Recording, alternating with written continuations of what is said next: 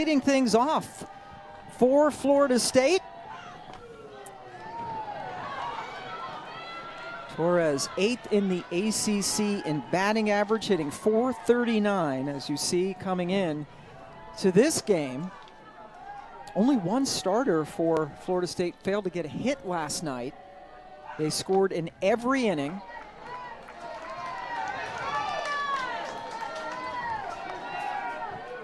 Perhaps the most impressive stat for Issa Torres is she only has 3 strikeouts on the year. One of the toughest players in the country to strike out. Torres, just a sophomore, a dribbler. Lemley had to backhand it and then threw wild, and Torres will easily get to second base.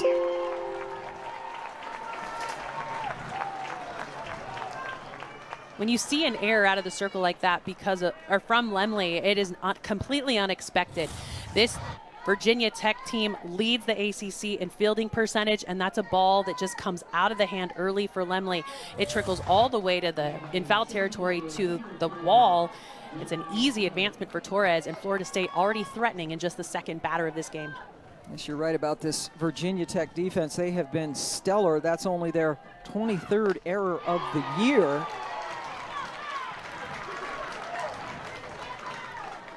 Janai Kerr now playing center field.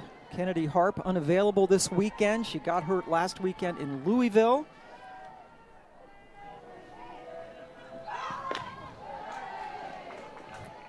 A lot of times you'll see players do that fake drag to see who's covering third base, to see if the third baseman's going to sit back or if Torres just has a foot race to get over to third base.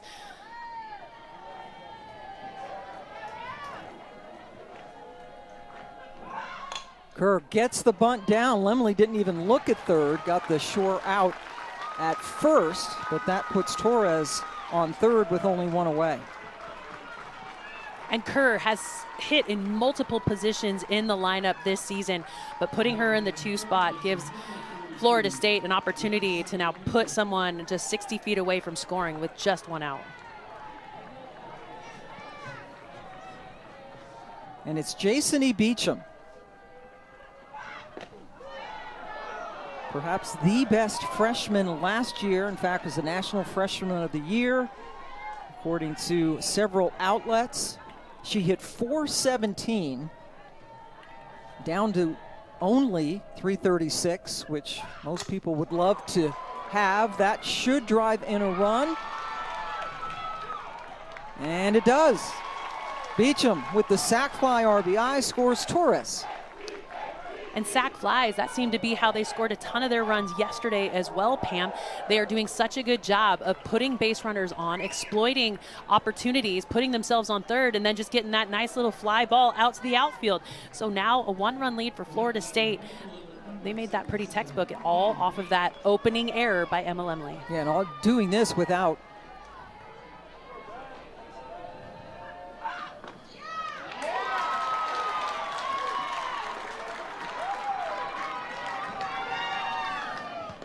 I want to welcome those of you who just saw Stanford and Boston College play softball. We are just underway.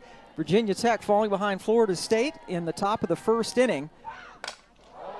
Katie Dack sends one deep, long, and gone. The Dack Jack gives them a 2-0 lead.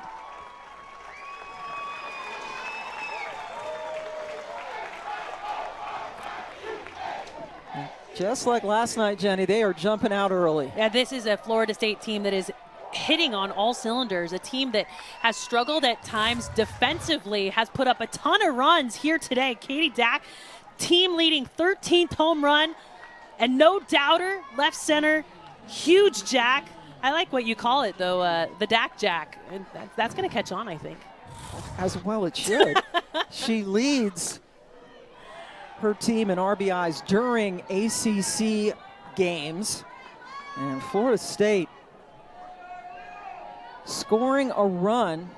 Issa Torres reaching on an error, moving over on a sac bunt, and then scoring on a sacrifice fly by Jason E. Beecham. And here's Michaela Edenfield, the senior who hit a 2-run home run last night in a game that clinched Florida State the ACC regular season title and the #1 seed in the conference championship coming up on Wednesday.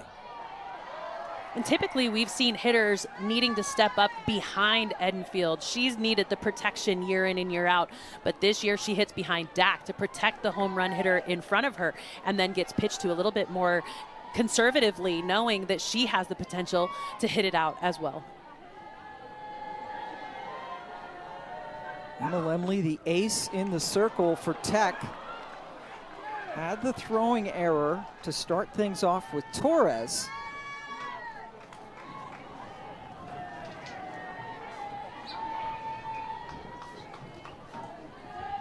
And this is a 3-1 pitch for Edenfield. She lets it go by. Alex Leap, our home plate umpire. The umpires in the stands thought that should have been a strike. Yeah, everybody hokey-wise thinks that this zone is not appropriate, but in the first inning, you're establishing corners. You're figuring out where the top and bottom of the zone are. So sometimes as you try to pitch around those dominant hitters, you can be outside of an established zone back behind the plate. And now it's Amaya Ross. This is really a potent lineup for Florida State, hitting .361 as a team. That is second in the nation in average behind only Indiana. We've already seen Janai Kerr. She had the sac bunt.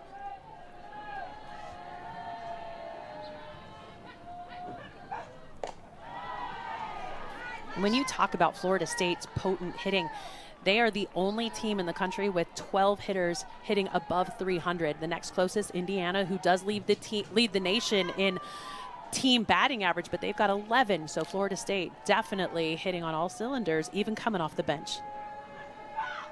Up, good job by Zoe Yeager behind the plate to hang on. Because Florida State is a team, we've talked about this for years, team chaos, right? They love to take extra bases, they will take chances, they put so much pressure on the opponents. There's that velocity coming in with a ton of speed, 68 miles an hour on that pitch. Sometimes Lemley does have the tendency to throw through her spin, so her pitches can sit flat, but right now a ton of velocity coming out of the circle. 20th pitch of the inning is off the plate. Throwing through her spin, what does that mean? It means you need to throw with spin that is tight enough to grab the air and make the ball move. So if you're worried more about your velocity, sometimes you'll forget your spin rate.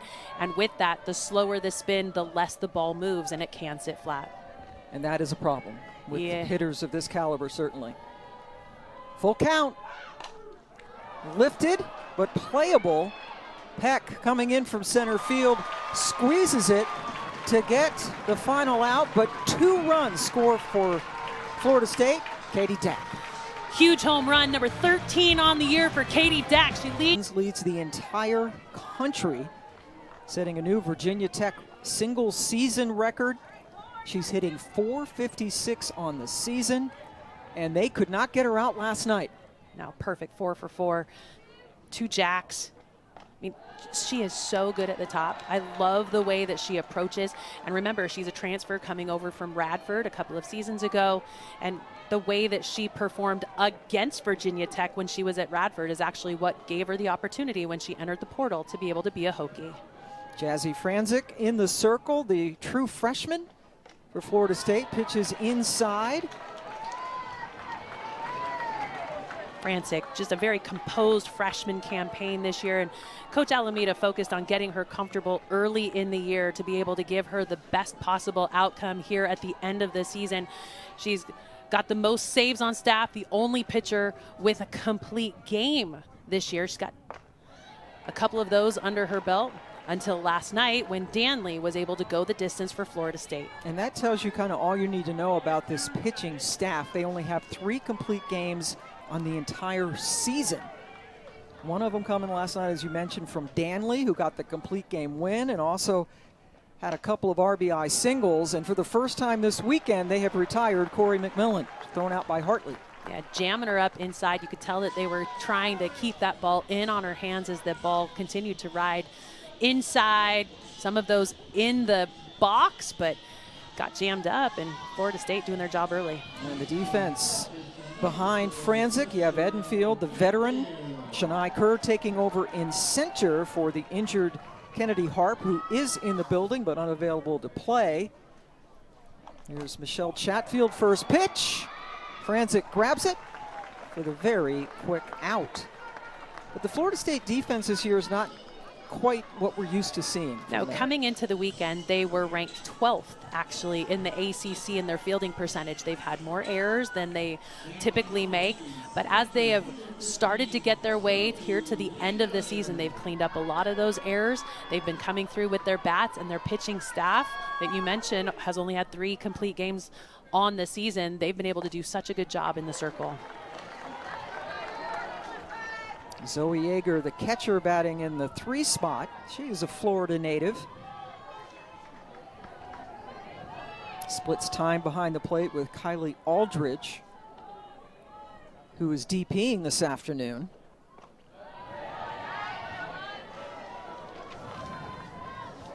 One of the things that makes hitting off of Franzik so hard is the fact that she continually mixes her speeds. She'll throw between 48 and 68 miles an hour, and she's developed that speed mix on her own. So imagine the way that this young freshman is going to continue to develop for Florida State.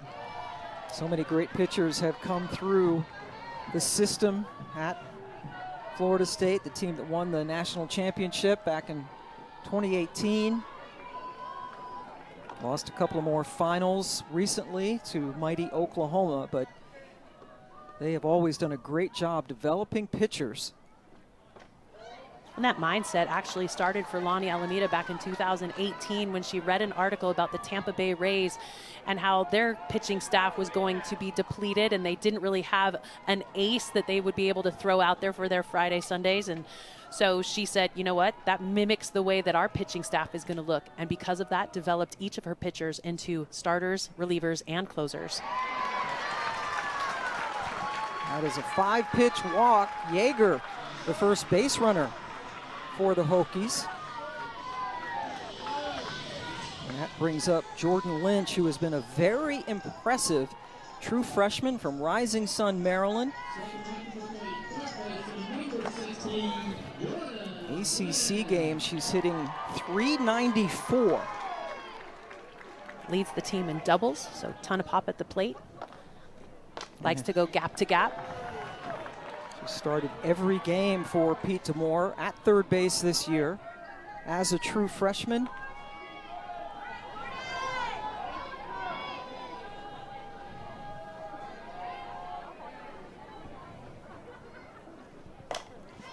Stings that one foul, and bad weather here. We started about 15 minutes late because of rain that has passed through. We're expecting to get some more later on. But the crowds, they're not letting nothing, it's not dampening their spirits, certainly. We had an overflow crowd yesterday and the same tonight. Well, and you look out on the berm is full. The crowd went under the bleachers when it rained, but they came right back out in their parkas ready to go.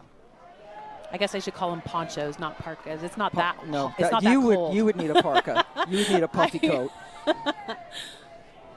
Pam, you're making me sound like I'm kind of. I'm Southern soft. California soft. Here's a 1-2 now to Lynch.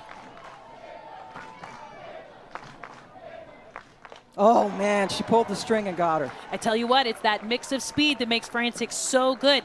Gave up a walk that inning, but got herself out of it, and no runs. So Florida State, 2-0 lead. Season champions. They have only lost 7 games all year. They've now scored 86 runs in the first innings of their ball games.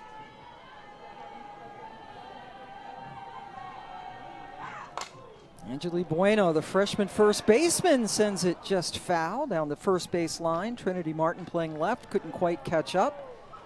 The wind is blowing rather steadily that way from right to left field.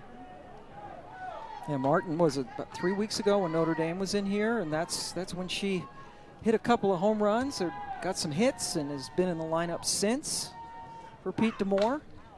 Chance for Lemley again, second comebacker. This time she handles it well.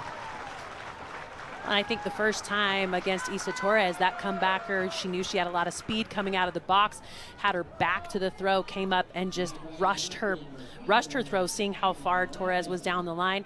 That is more reminiscent of what we are expecting out of Emma Lemley defensively. And a lot of poise as Wacaser, the number 8 hitter, steps in and waves at a 67-mile-per-hour pitch. I would do the same thing. That rise ball would eat me up all day long, especially with the way that it jumps last second. Great pitch as long as she can throw it right there at the letters. It looks hittable, and then all of a sudden, it's right over your barrel. Wacaser got one of 3 sacrifice fly RBIs last night for Florida State. They already have one in this game.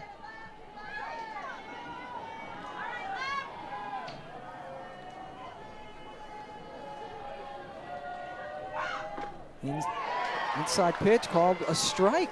Well, and establishing that inside corner will be so important for Lemley against these right-handed hitters who have been able to be so successful at the plate this weekend. She has to be able to continually pound that inside corner to keep the ball in the park. Working quickly, goes outside this time, and Wacaser didn't bite.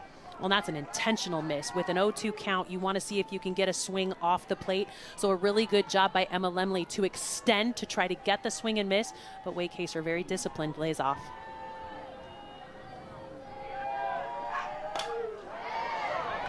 That's one of the best tools of a mature pitcher, is to be able to locate pitches by the inch. Knowing that she wanted to exploit that outside corner brings it back in just enough to get the foul ball. And now a great pitch would be something up or something to jam her in on the hands.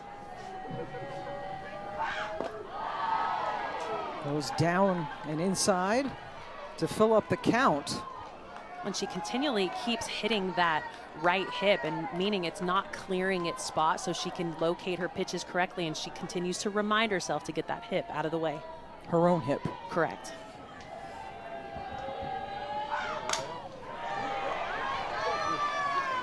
That's one of the things that I've seen Emma Lemley do a little bit more this year, is be more outside of herself. We've seen in years past where she's taken all of those emotions and kept them inside, knowing that she's had so many things to go through with leaping early on in her career, made it an illegal pitch, but the rule change allowed that foot to leave the ground and allow that pitch to be legal. And now we're seeing her be able to reach out to her teammates more and be a little bit more extroverted in her time in the circle. 8th pitch of the at-bat is hammered. Wacaser with Florida State's 2nd home run of the game.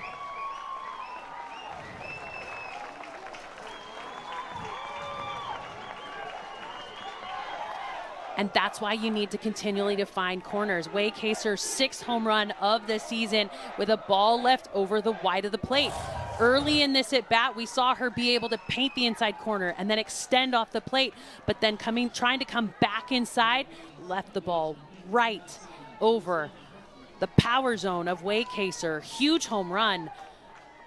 And Florida State has now continued to score in every inning here in Blacksburg. Yep, 9 innings so far and runs in every single one of them. Lemley has now given up 18 home runs on the season. She has by far the most innings pitched on this staff. But Florida State, this is a team that is deep in the circle, and their lineup is stacked. Hartley, the number 9 hitter, playing second base.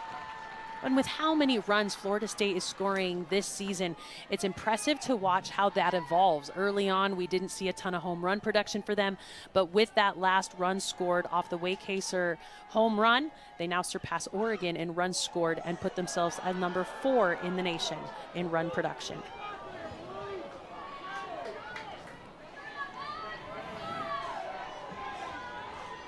The 1-2 to Hartley.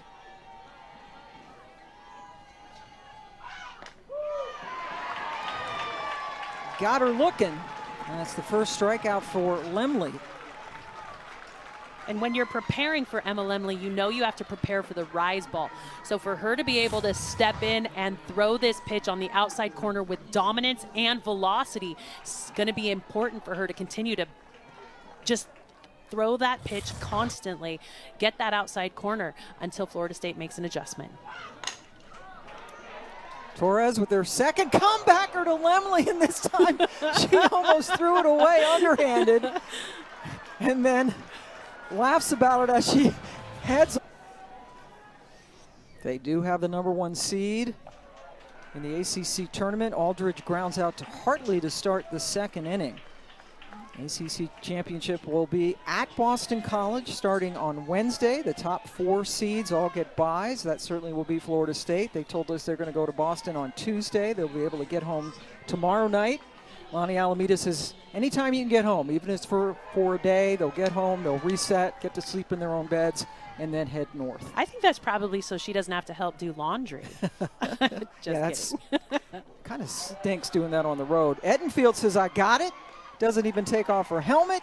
And that's important, right? You get Peck on 1 pitch. Well, Peck is one of those hitters that when you talk to Coach DeMora about her in the lineup, he says she's maybe the best athlete on the team. So to be able to get her out with 1 swing, so important to be able to keep her in the ballpark and put her back on the bench. Had an RBI single in last night's loss.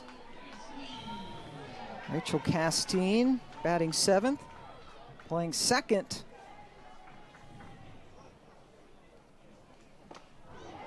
Waves through the Francic pitch. And Castine was off to maybe the hottest year last season that I've seen a hitter go through. 8 games, 19 at bats. She was hitting .526, had 3 grand slams, 5 home runs, 18 RBI, and then went down via injury, got hit when they were playing Grand Canyon, and it was a big loss for them last season. But this year, coming in, and then they expected her to play shortstop, but with the way that Annika Rose was able to develop last year at shortstop, they've put Castine at second base, and it's been a great punch up the middle. 2 really good middle infielders. Castine replacing Cameron Fagan, who had been at second base for the last several years. Felt like a decade. I felt like we had Cameron Fagan at Virginia Tech for like 10 years. We've had Fagans. Was she the last one? She's the last We Fagan. are Faganless now? Wow. A lot of Fagans at Liberty now coaching. That's true. Lifted into right field. Dack ran in to get Castine. A 1-2-3 inning for Francic. She has a 3-0 lead after 2.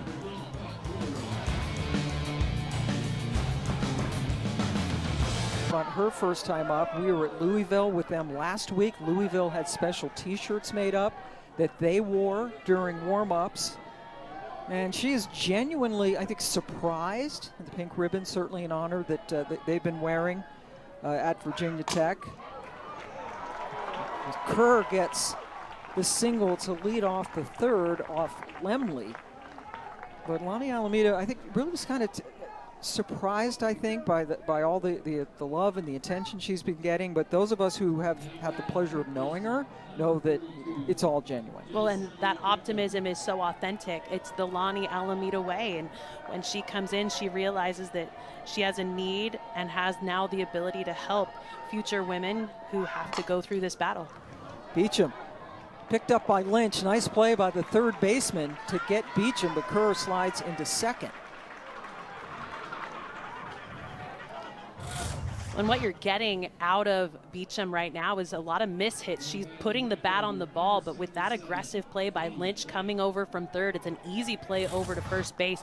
But that play is not made if Lynch is not aggressive moving forward and across the diamond. Really good player. Her dad played in the Pirates organization. Her mom was a softball player, so Coach DeMore says Jordan has this in her blood, and she's been, she can play catcher, she can play anywhere around. Yeah, catcher, outfield, middle infield, 3rd base. Mom was also a softball coach, and so it's in her blood for sure.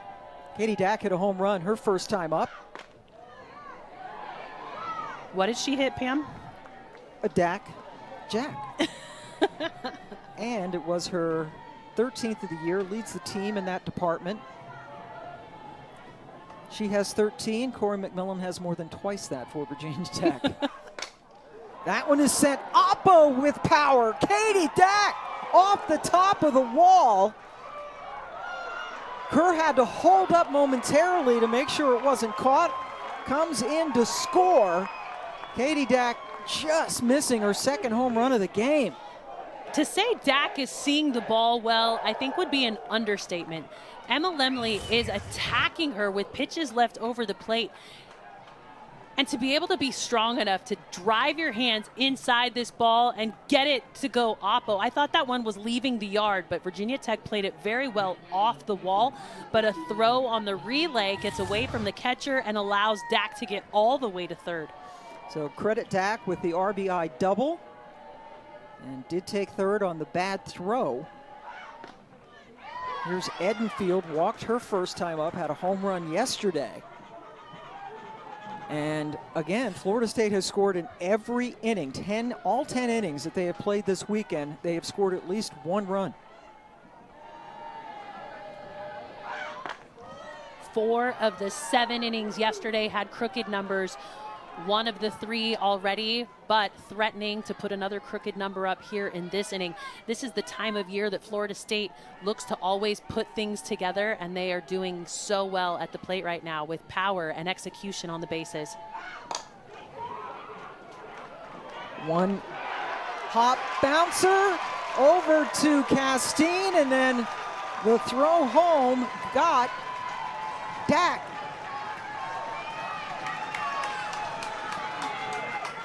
I think there's a little conversation about whether they want to take this to replay to see if the foot was able to get underneath that tag. It was a very high tag.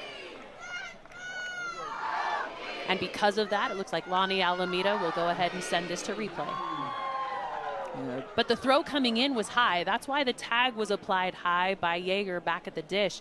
With the infield moved in, you knew that that was a play that they were looking at. And so as the ball gets to Castine, she got it before the second hop.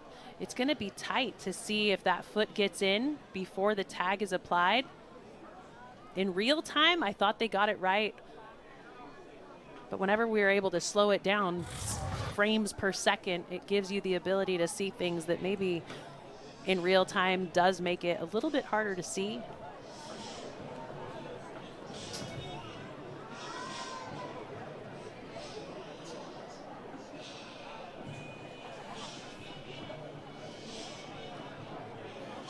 So they are going to take a look, and yeah, that replay looks like she might have been safe after all, but what do you think about Castine's decision? And after review, here comes. They upheld the out call. Yeah, I thought the swipe tag that Yeager applied was a really good idea. And knowing that it was going to have to be a bang-bang play, she gets the swipe, and I think it gets her right up there. You're not looking at her tagging the leg. I thought she got her up on the shoulder before that leg was able to come in, and that's obviously what they saw in in the replay down at first base as they went to review. So Alex Leap confirming the play behind the plate. Castine taking a chance instead of the sure out at first to keep the 5th run off the board. Maya Ross flew out to center her first time up.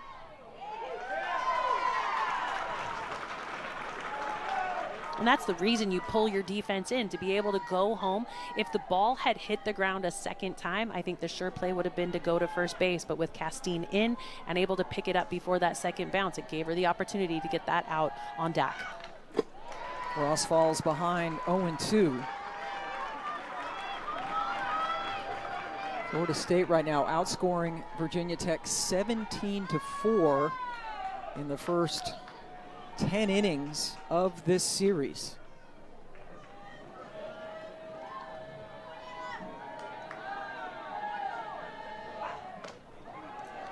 Yeager hangs on behind the plate. And the best pitchers are the ones that keep the ball close to the zone. A lot of Emma Lemley's misses here today are unhittable misses, and out of her hand, it gives the eye a break knowing that that ball's going to be way out of the zone. But the best pitchers are able to throw those missed pitches intentionally off the plate with late sharp break.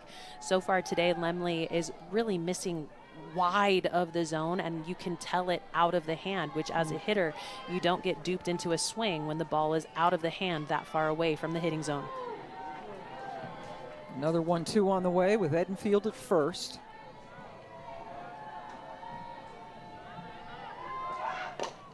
Ross jammed up, protecting, fouls it off again.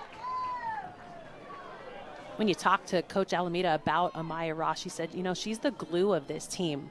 The team rallies around her. She's the one that keeps everybody engaged. And a DP position is a really hard spot to be in a lineup. You sit on the bench and wait your turn to take at the bat. So for her to be able to be the glue is such an important piece as she stays engaged all game. Goes upstairs. Lemley got her. Second strikeout of the game. Another first ever after the tragic dissolution of the Pac-12. I'm still not over it. Well, it means all of my records are intact. Oh, very selfish. But to watch that go down absolutely made my heart terrible.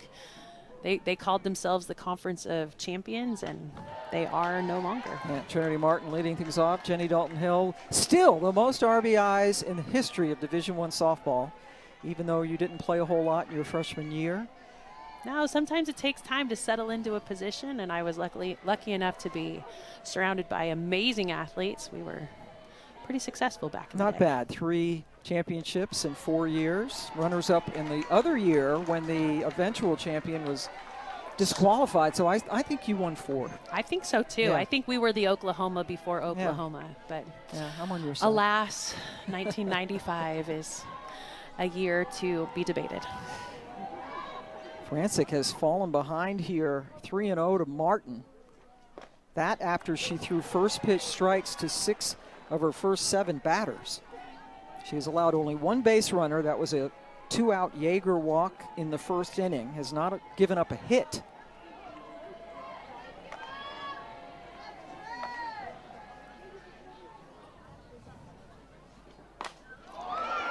Got underneath it, just missed it. Right at the lip of the track, Dack gathers it in.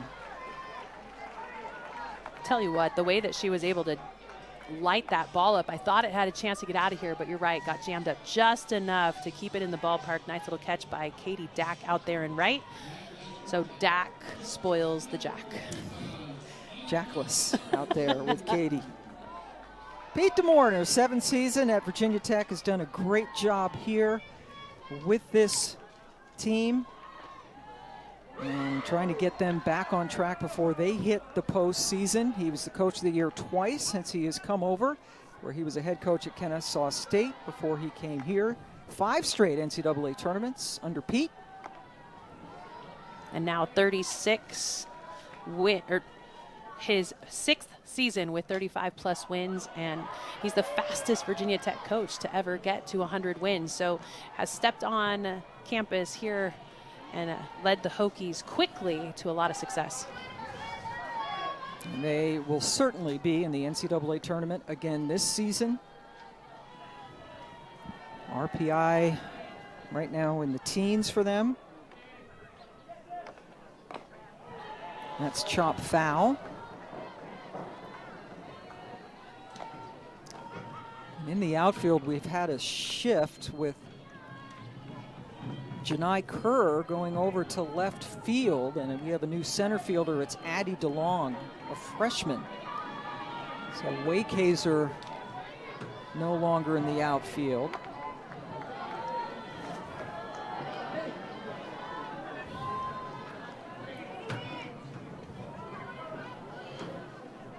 Oh-2, a chance for Torres, who charges and throws her out. Torres is a really good softball player. And you got to know when to charge, and you need to know when to step back. And on that one, seeing the opportunity to gather that short hop, comes aggressively forward to be able to pick the hop. A nice little throw across. That's a very mature move by the shortstop, Torres. And this is the perfect situation for Florida State. Corey McMillan coming up with nobody on and 2 out. McMillan leading the country in home runs. She had 2 of them last night. 27 on the season. She is seeing the ball so well right now. She's hit 11 home runs in their last 11 games. You mentioned the 2 she had last night. She also had 3 in that 21-0 win over Pitt in that series. Yeah, this is a hitter you do not want to mess with. I would anticipate that Francic will continually dance around the zone. 11 home runs in that game against Pitt by 9 different players. Second most home runs ever in a Division I game, and Corey had 3 of them.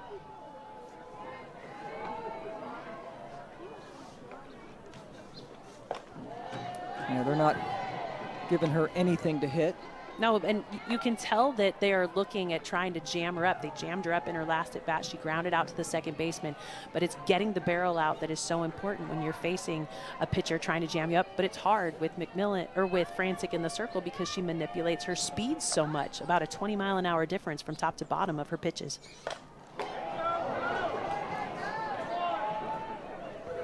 So when you look at the way that she's swinging the bat right now, when she gets the ball out over the plate, it is so easy for her to allow her hands to travel and drive the ball deep.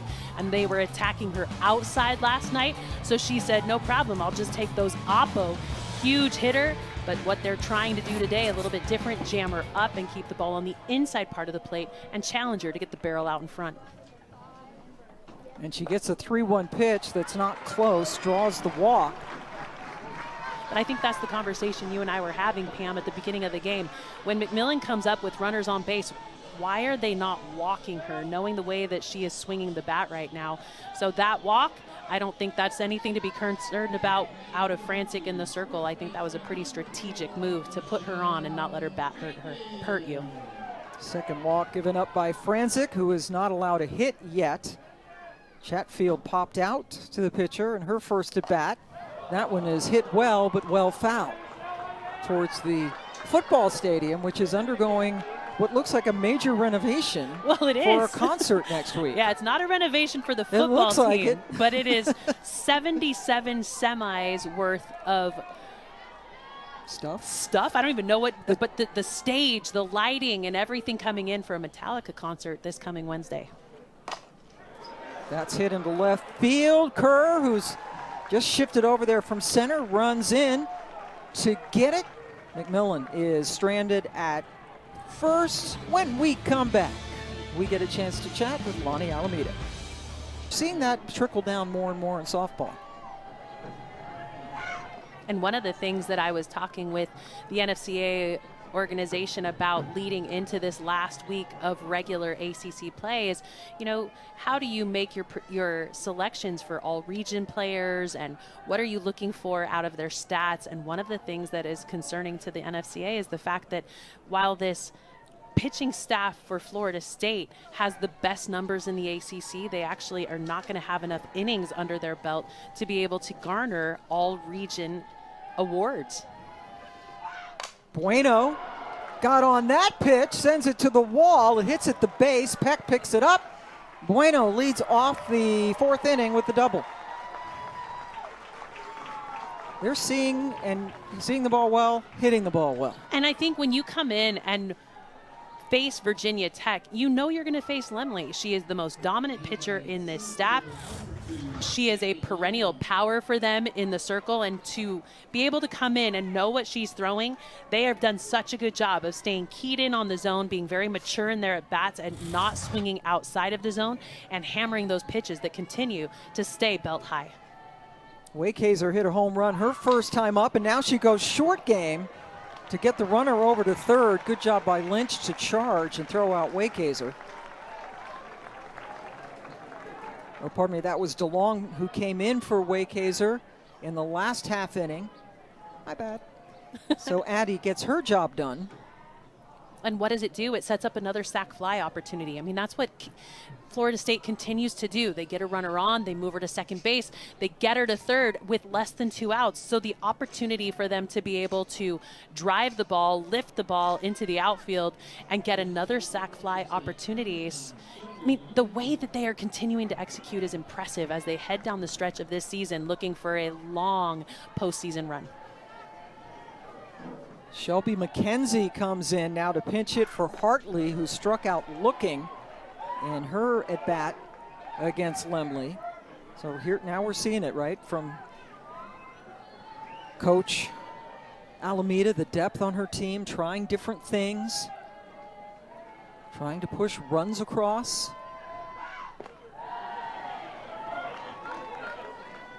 And to be able to tune in multiple players off of the bench, so important. And when you play for Florida State, you know that there are always opportunities for you to be able to come in and contribute. So you have to be invested in every pitch of every game, whether you're a starter or not. And we talked to Coach before the game. You got the ACC regular season championship. What are you playing for? And she says there's always more to play for. They're thinking about, they want a top 8 seed so they could host a super regional should they win a regional. They want to keep their RPI up, and the RPI, which is already high, would get better if they can win this series.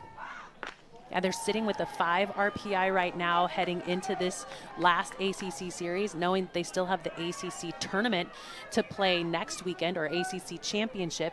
And because of that, they want to keep that RPI 8 or higher to be able to really lock themselves in to an opportunity to host not just regionals, but supers as well. Kenzie sends that foul.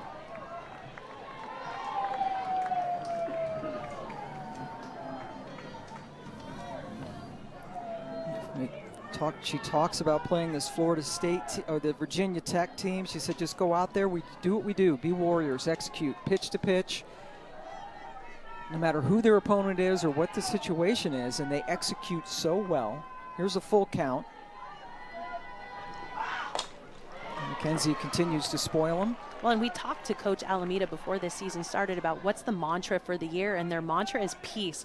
And I thought that was a really unique mantra, but actually how poignant it is.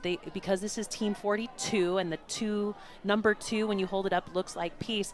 I thought, well, that's kind of unique. But when you look at all the turmoil that the team has been through with Coach Alameda's cancer diagnosis, it makes peace a great mantra for the year, and a huge play by the shortstop to come away with that throw home. I mean, that's exactly the kind of defense that you expect out of Virginia Tech. The team leading fielding percentage in the ACC, coming away with a really good play to come home and get the tag. It was a nubber. I mean, off the bat, it was jammed up by McKenzie. And with that, it took a hard throw by Rose to be able to get that throw home. Now, was there obstruction?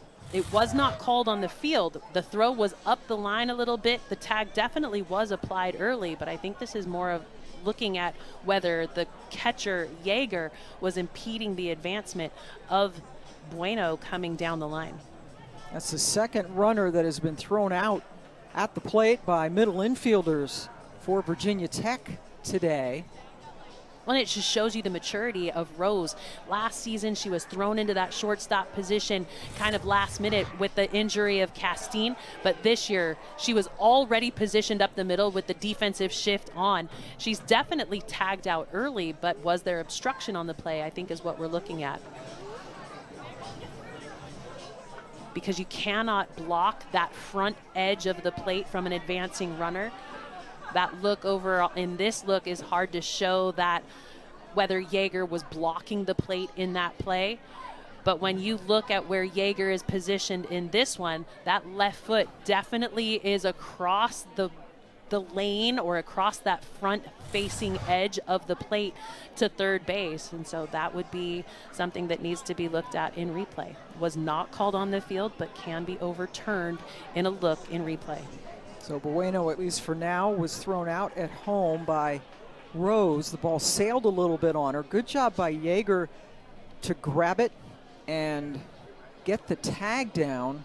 Yeah, I think the catcher definitely sets up blocking that front face of the plate, and by blocking the front face of the plate, it does give the ability to call obstruction on that play.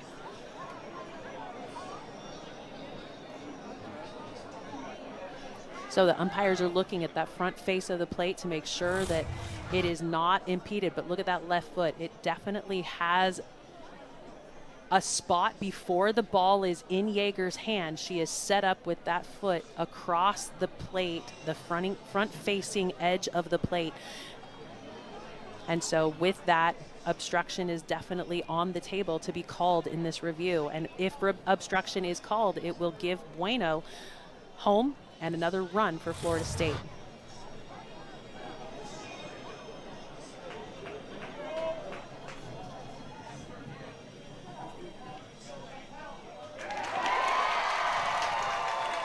No obstruction. Bueno is out. Second out of the inning. And the argument could be the fact that there was a piece of the edge still available as Bueno was advancing down.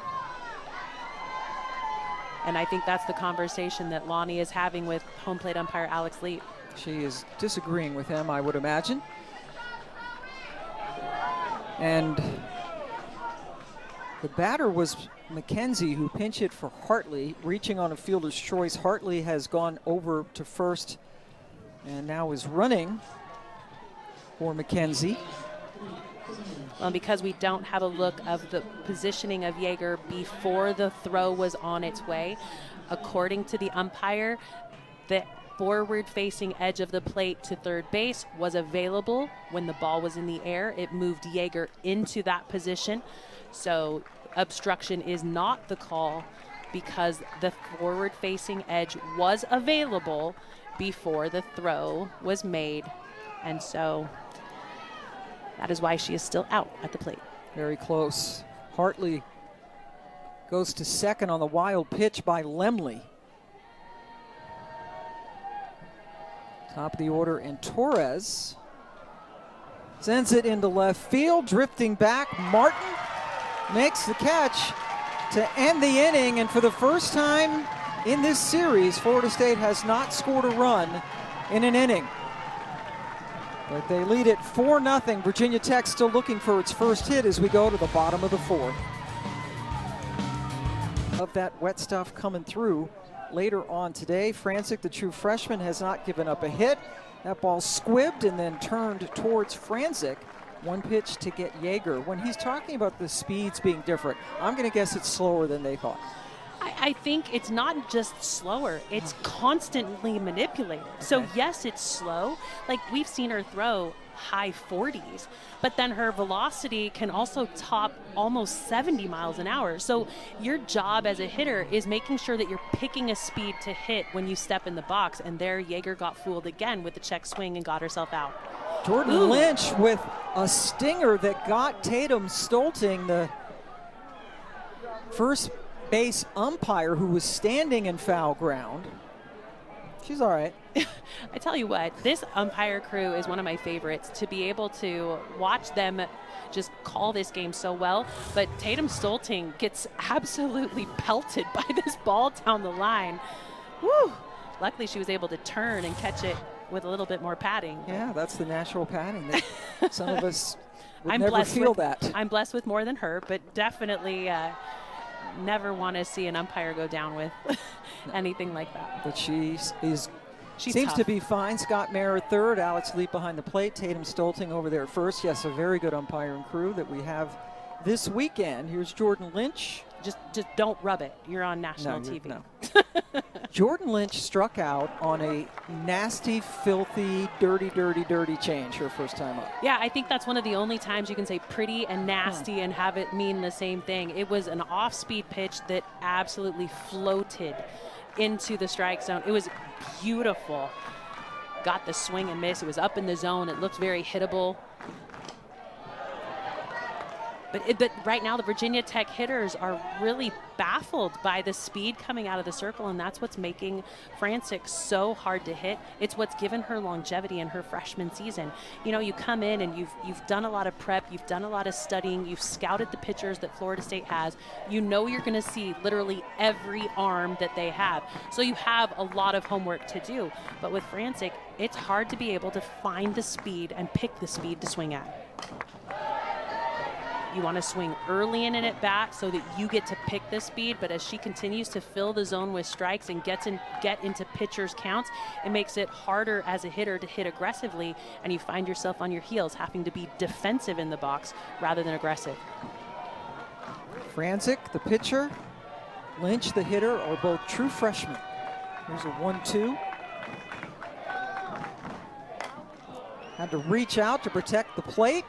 Issa Torres gets her for the second out of the fourth inning. Tomorrow, the All-ACC team will get you set for the men's lacrosse championship. They have a 30-minute show leading into the title game between Syracuse and Duke.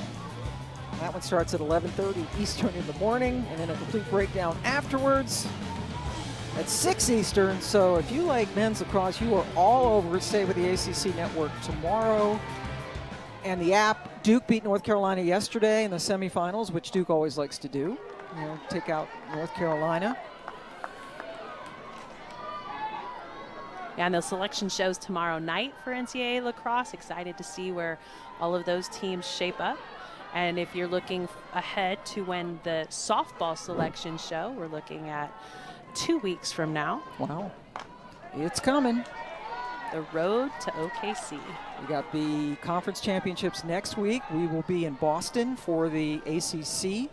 I guess selection show just 1 week away. Yeah, a week from tonight. A week from, no, not tonight. 2 weeks from tonight, or tomorrow. Tomorrow's Sunday. There's a lot. There's a lot. Don't ask me any more questions. 8 days from now. Okay, a week from tomorrow, after all of the conference tournaments wrap up. The SEC is down in Athens, Georgia. We will be, as I said, at BC.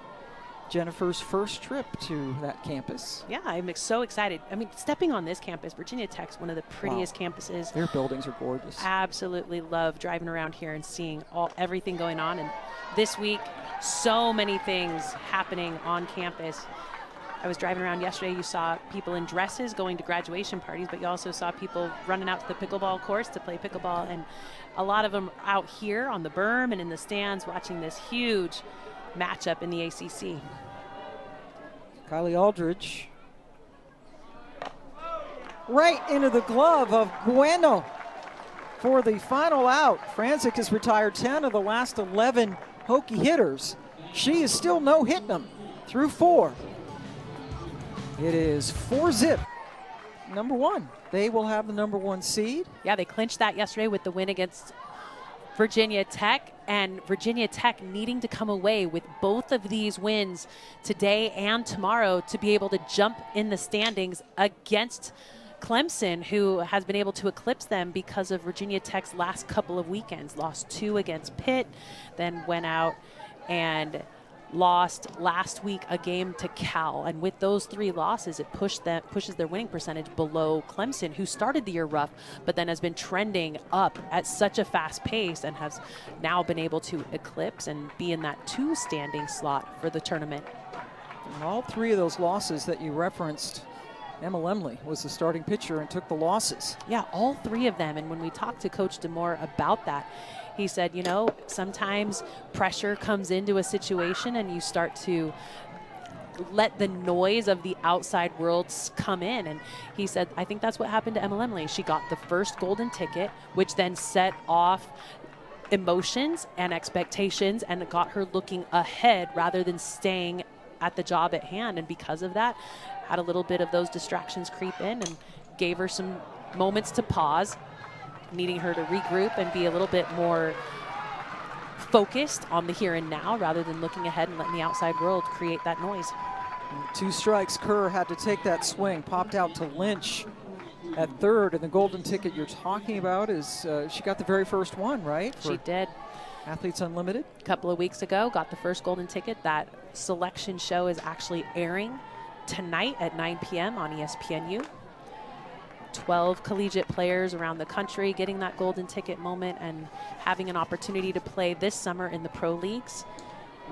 Pretty cool to be able to have 3 of those here. Corey McMillan, another one of those players that has received a golden ticket, and the catcher for Florida State, Edenfield, also receiving a golden ticket. Along with Lemley, and tonight at 9 Eastern, as you mentioned, we will find out what teams drafted them.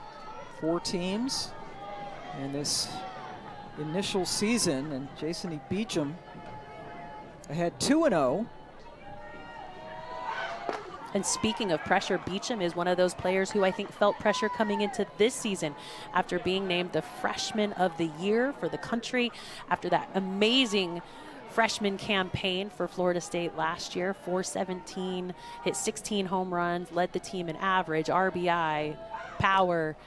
And then this year, maybe teams attacking her a little bit more, knowing that she is such a dominant player, plays a great hot corner, but the bat for her is so important to keep quiet to try to get the wins each week. She's got a 3-1 pitch to swing at. And she sends it foul. Yeah, she's been attacked a lot this year, exploited, and teams are preparing for her, where last year didn't have as many games to be able to scout her weaknesses. This year, she actually has hit lower in the lineup at times during the year, but now sitting back in that 3 spot where she spent a lot of time last year. Full count. Rose nips her at first.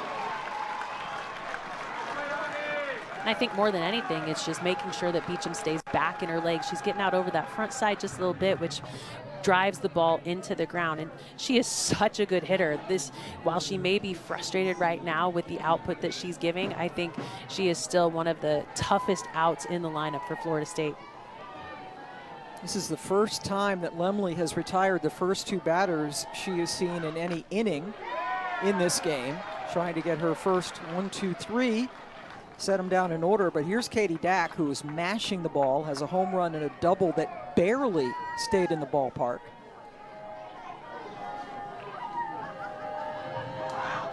Dack started her career at Texas A&M and then came over to Florida State.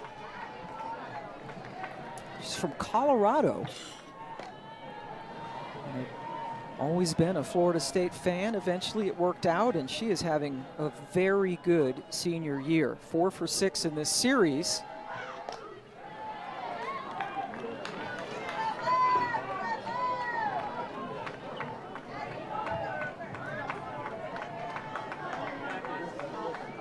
She's behind Lemley 1 and 2.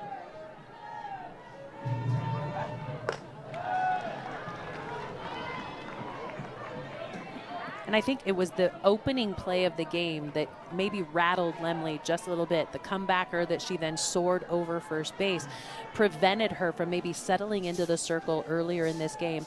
We're starting to see Emma Lemley settle into this game, throw her pitches a little bit better as we sit in the 5th inning. Absolutely an elite pitcher. Was a freshman when Keely Rochard was closing out her career. A very good 1-2 punch. Learned a lot from Rochard. And now she's the ace. Dack just got a piece of that one. And Rochard and Lemley actually should not have been able to play together. They played in the same summer ball organization, but not together. And Lemley looked up to Rochard heading into her time at Virginia Tech. But with COVID, it gave Rochard an additional season to be able to stay and play as a Hokie. With that, she was able to tutor Lemley her freshman year on how to handle the pressure and be the ace in the circle. Another full count on the way to Dack. And for the first time, Lemley gets her fist pump to end the inning. Also for the first time, Franzik has been terrific, the true freshman in the circle. Bree Peck leading things off here in the 5th. Pam Ward and Jenny Dalton-Hill joining you. 2 of the best teams in the ACC. Regular season champion again, Florida State Seminoles. And when you face Franzik, it makes it so difficult, the way that she manipulates her speeds in the circle.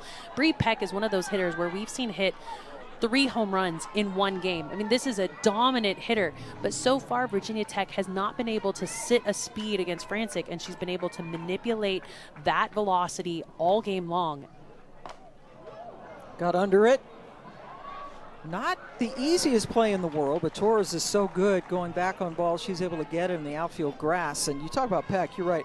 No one in the history of Virginia Tech softball has more RBIs or home runs than Bree.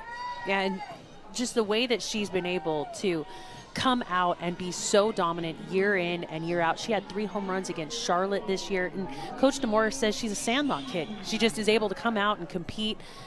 One of the best athletes on the field, no matter who they're playing.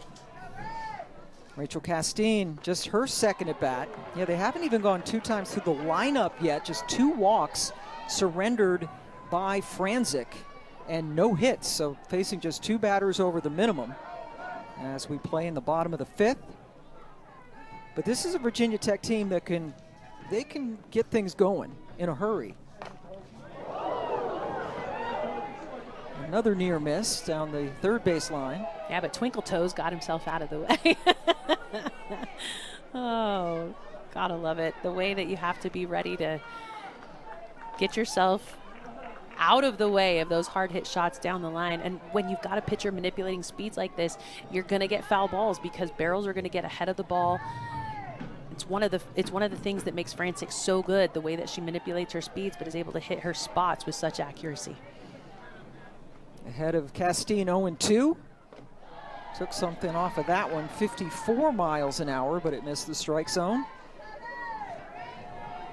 And while she does slow her motion on some of her pitches, you don't know what kind of velocity you're going to face as that motion slows down. Sometimes it sits high 40s, sometimes it sits mid 50s.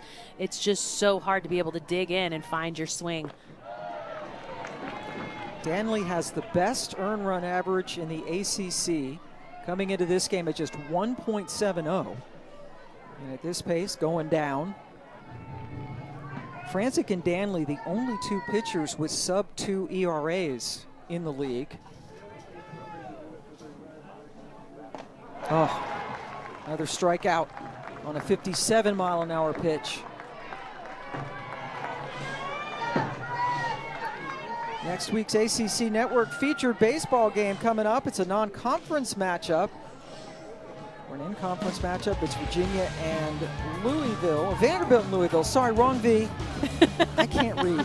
That's at Jim Patterson Stadium. I did not go to Yale. Coverage begins at 7 Eastern Time. Non-conference, Louisville, Vanderbilt. You got that, Jenny? Tuesday night. By the end, you got it. Oh my God. You're reading the next promo. Done. I love All right. promos. It's Trinity Martin, who flew out to right in her only at bat. You know, a good teammate will always step up. Yes, that is you, not me. And right now they're looking for that step up in the box for Virginia Tech. Because facing Frantic, Oh. there's three things that a pitcher's looking at: speed, spot, and spin. So while her speed is always manipulated, she also is able to locate well, find her spots. And her spin, she's not looking at balls to jump and dance, really, but it's the speed piece that continues to just keep the ball off the barrel for Virginia Tech. And a lot of these Virginia Tech hitters are power hitters. And when you're a power hitter, you need to be able to stay in your legs and drive your backside, create a solid front side to hit off of. When you are not able to guess the speed that the ball is coming in, it gets you out of your legs and prevents that power that Virginia Tech loves to swing with. 3-0 pitch. Martin lays off and takes a strike. I think a 3-0 pitch is going to be the pitch that has the most velocity in the right spot. I'm almost tempted to, as if I were hitting, I would be tempted to swing at a 3-0, knowing that that's where she's going to probably light me up in Main Street.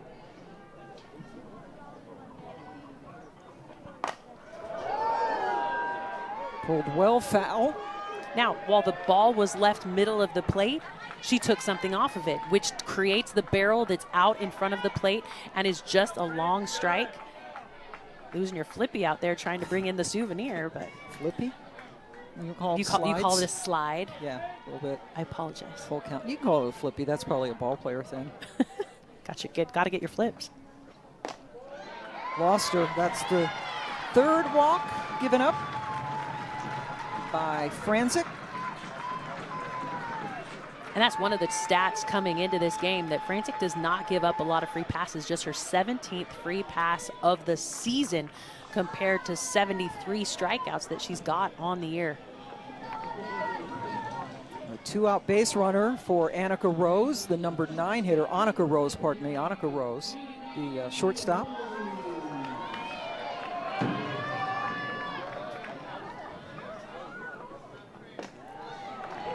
Come on, Jenny. It's not fair. When you see the way that she manipulates her speeds, and I need to probably stop harping on it, but I am so impressed with the way that the young freshman is so mature in the way that she approaches her craft in the circle to be able to manipulate her speeds on every pitch. When you think about how she learned how to pitch, she actually learned how to pitch just thrown to a brick wall. And so for her, she's been able to do so much, just teaching herself off of the wall, facing Annika Rose, the now everyday shortstop for Virginia Tech.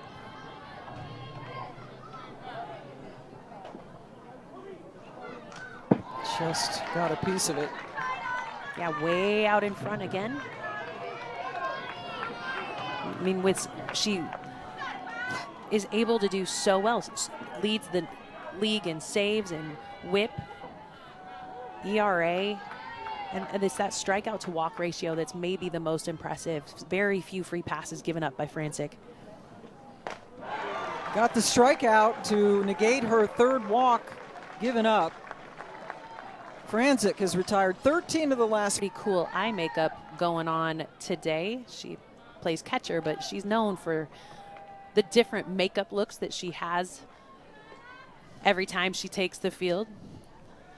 So while that is a cool side, the other side actually has the golden ticket that is reminiscent of what's happening tonight. The AUSL draft will be aired tonight at 9 p.m. on ESPNU, where each of the players who have been drafted collegiately, there's 12 of them, 3 to each of the 4 AUSL teams. That show tonight will tell them their draft order and what team that they'll be heading to. Widra is pinch hitting for Amaya Ross. And that was a golden ticket. And we asked Edenfield before the game if she draws it, and she said yes, and she does it in the mirror, so she has to do it backwards. Extra talent. She's so talented the way that she's able to do that makeup, and it stands for something every time. We've seen her do different makeup looks for Coach Lonnie Alameda this year and cancer awareness, but she said she had to write the golden ticket on her hand, hold it up to the mirror, and then imitate it backwards to be able to get everything facing the right direction. And I mean, it's a pretty cool skill that I definitely do not have. And yes, every game is different. Here's Widra, who is pinch hitting and also has won 9 games in the circle. Auburn transfer, two-way player here at Florida State. She did not get into yesterday's game 1, a game that Florida State won 13-4. When Widra played in the Tallahassee Regional last year with Auburn and gave herself a good look to the Florida State coaching staff. So when she entered the portal, they knew that that was someone that they would be able to grab out of the portal and help them not only at the plate, but in the circle. You mentioned those 9 wins she has on the year, but her strikeout to walk ratio, 42 strikeouts, 6 walks. I mean, that is a huge benefit to Florida State. Another arm out of the circle for them. Draws the walk. Just the second walk given up by Lemley here today.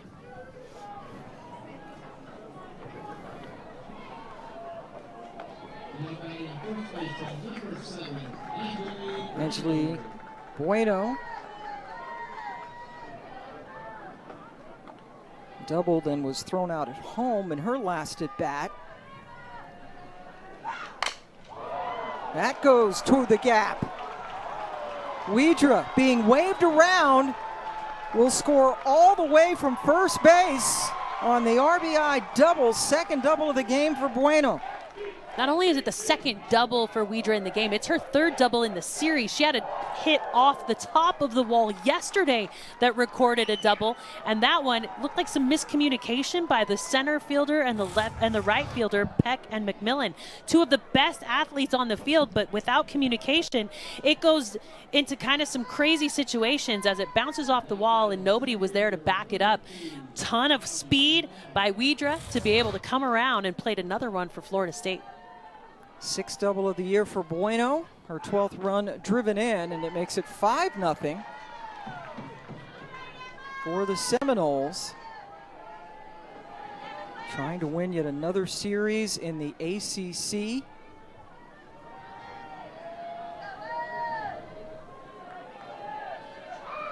And Pam, with that hit, it now moves Florida State into second in the country in hits, sitting just below UNC, North Carolina, 2 hits away from leading it. Addie DeLong second at bat. She came in to pinch hit for Wacaser back in the 4th inning where she grounded out. Wacaser hit a home run in her only at bat. Yeah, she hits a home run and then gets taken out in her next at bat. I mean, now But that's the thing with the way that Lonnie Alameda is able to manipulate her lineup. Her players know that they're not coming out because they've done something wrong. They know that there's a skill set that they're needing to be put in at. And with her at the plate, the defense is actually crowding her, standing in the baseline, trying to take away another opportunity for advancement. 1-2, and it's not handled. That's a fair ball. Lynch dove for it and couldn't come up with it. And I'm questioning why the defense was pulled in so tight. Yes, we know that she likes to put the ball on the ground, but by pulling your defenders in as tight as they are, and look at where Lynch is playing so far off the line. Because of that, she is unable to glove it up and keep it solid. Your job as a third baseman is to play off the line enough to be able to protect the line. She needed to be just a half step closer to that line to be able to get that out. Well, Christina Hartley comes up with 2 runners in scoring position, a run already in here in the 6th.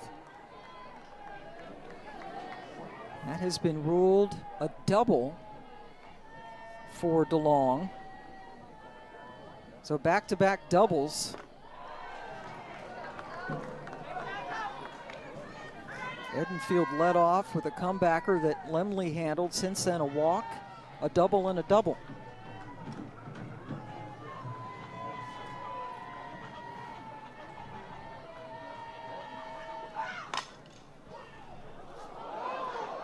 That is a foul ball, as you saw Bueno run into Lynch, the third baseman.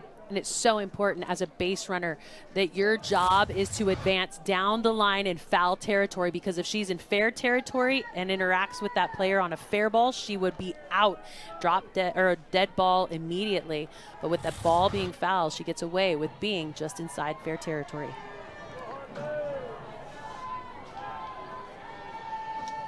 The 1-2, and you saw the catcher Yeager well off the plate. No intention of that being a strike.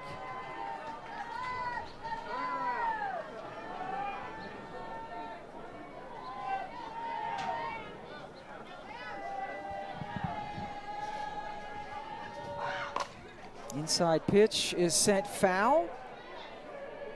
Chased down and caught by Martin. The tag by Bueno. And both runners advance. It's 6-0 Florida State. And that was not played correctly. While that was going to be an easy sac fly, that throw needed to come into third base and prevent the runner from advancing to third. So now another 60 feet away from another Florida State run.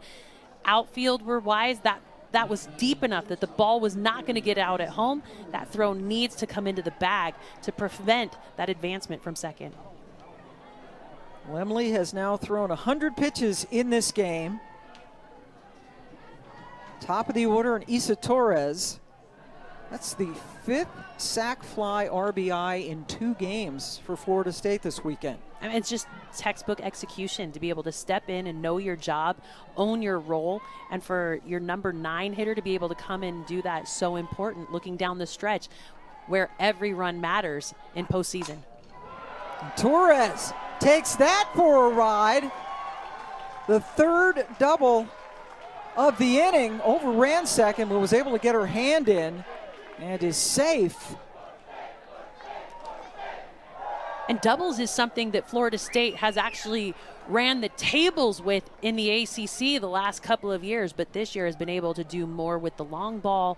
They've hit more triples, but now just thinking Oppo and Torres' first hit of the game, she did get on with a hit earlier that was ruled a hit with a throwing error to give her second base. So her second hit of the game, but that was a no-doubter, double to the gap.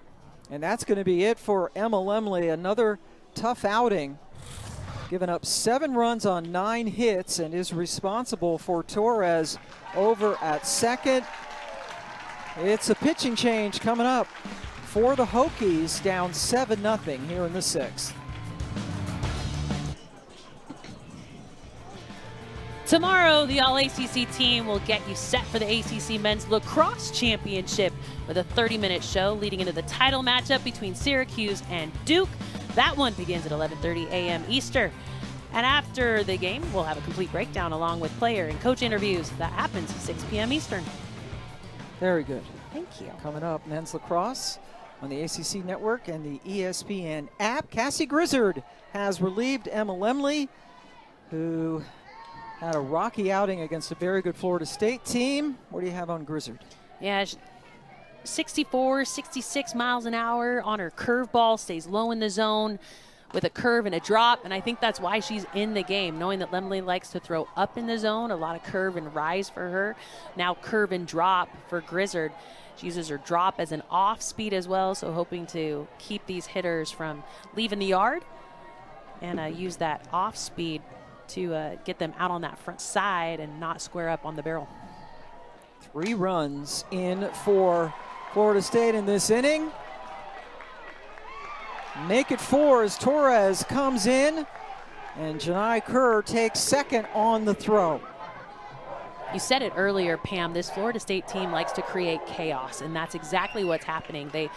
With Kerr in that at bat, that was an off-speed pitch that she stayed in her legs on and was able to just drive the ball right back up the middle. Look at that little hesitation. That hesitation gave her the ability to keep the barrel on contact. Hard ground ball right back up the middle to welcome Grizzard to the game, and too much speed on the bases to keep another run off the board. Second hit of the game for Kerr, who hit a home run yesterday. Jason E. Beecham looking for her first hit today.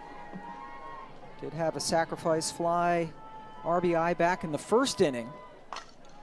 Just got under that one. Short left field, hunted down by Trinity Martin, but a big inning. 8 batters came to the plate for Florida State.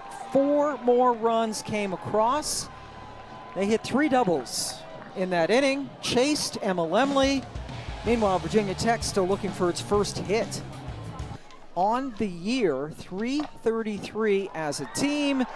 1 swing, 1 out. They retire the always dangerous Corey McMillan, who had a couple of home runs last night and no hits today. And the last time Virginia Tech was no hit was back in March of 2018 versus Syracuse. This is a team that swings the bat well, and since Pete Demore has been here as a Hokie, they have had the goal of swinging hard. Strikeouts are not a problem for him. He is always looking for hard swings, but against Frantic, they cannot find their timing.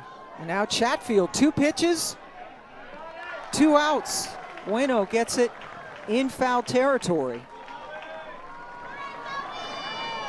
And he talks about Coach Demore about how important bat speed is, right? And that's why you want to swing hard. You definitely want to swing hard, but you have to find your timing, and that is so important to a solid swing. If you get out of your legs or out on your front side, your barrel leaks forward, you never are able to square things up. And Frantic looking for her 3rd complete game of the season, of her career, and just the 4th potentially for Florida State this season.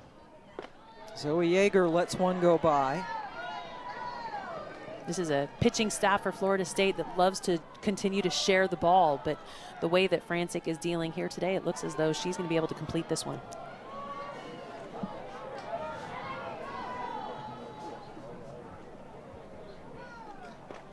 One 0 pitch finds the zone. And we talked to Coach Alameda, and she spoke so highly about Frantic and how excited she is about her future. Her present isn't so shabby either.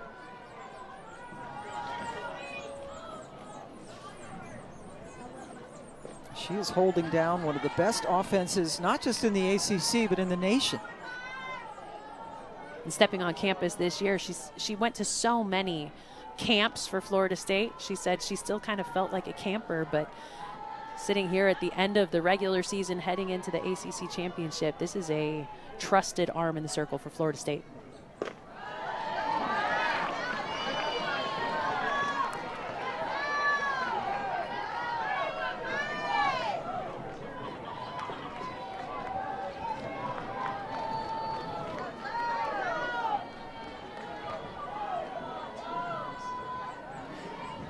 Three-one pitch to Yeager.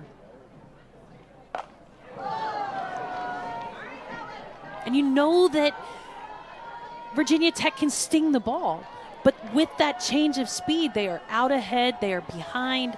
It's the timing piece that continues to baffle them at the plate. I know that they're going to go back to the drawing board tonight, and we're going to see a different Virginia Tech team swinging it tomorrow. We will have that series closer for you tomorrow at 4 Eastern on the ACC Network. Full count. Popped up. That is DeLong. Franzik retiring 16 of her last 18 batters.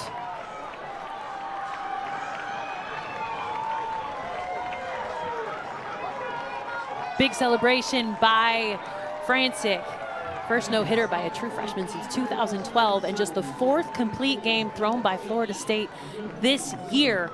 3 of those 4 thrown by the freshman out there in the circle today. It is a run rule victory because they got those 4 runs in the top of the 6th. It put them in the run rule situation. Jazzy Franzik with the 6th inning no-hitter, the first true freshman to throw a no-hitter for Florida State since Lacey Waldrop, a legend